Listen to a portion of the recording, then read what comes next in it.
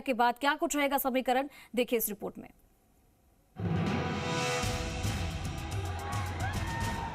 लोकसभा चुनाव की घड़ी करीब आ गई है। सियासत के मैदान में जबानी जंग जारी है। ऐसे में राजस्थान का दक्षिणांचल आदिवासी बहुल बांसवाड़ा और डूंगरपुर जिला कई मायनों में खास है। बांसवाड़ा डूंगरपुर लोकसभा सीट पर जनजाति बाहुल्य सीट है। इस सीट पर 70% वोटर एसटी हैं, जबकि 30% वोटर में ओबीसी, सामान्य, एससी और अल्पसंख्यक सहित अन्य वोटर्स शामिल हैं। राजनीतिक लिहाज से इस क्षेत्र में कांग्रेस की मजबूत पकड़ मानी जाती थी, क्योंकि यहाँ के आदिवासी कांग्रेस का वोट बैंक माने जाते थे।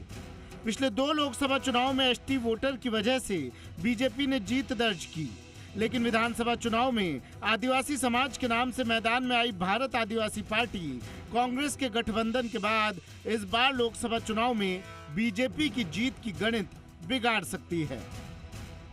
बांसवाड़ा डूंगरपुर सीट का समीकरण: कुल 22 लाख के करीब वोटर, इसमें से करीब 14,85,000 वोटर एसटी, करीब 3,17,000 वोटर ओबीसी, 1,67,000 के करीब वोटर सामान्य, 80,000 वोटर एससी और अन्य वर्ग के शामिल।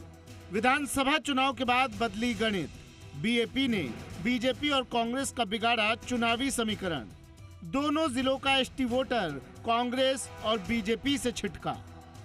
विधानसभा चुनाव में बांसवाड़ा डूंगरपुर लोकसभा सीट में शामिल 8 विधानसभा सीट में से एक सीट 84 पर बीएपी ने करीब 69,000 मतों से जीत दर्ज की थी, जो कि पूरे प्रदेश में बड़े अंतर से जीत वाली दूसरी सीट थी।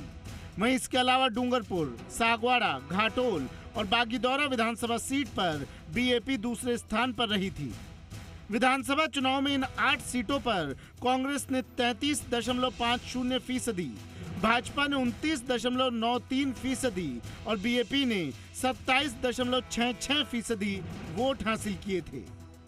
बांसवाड़ा डूंगरपुर लोकसभा सीट पर भाजपा से महेंद्रजीत सिंह मालविया चुनावी मैदान में हैं, तो वहीं बीएपी से राजकुमार रोत चुनाव लड़ रहे हैं।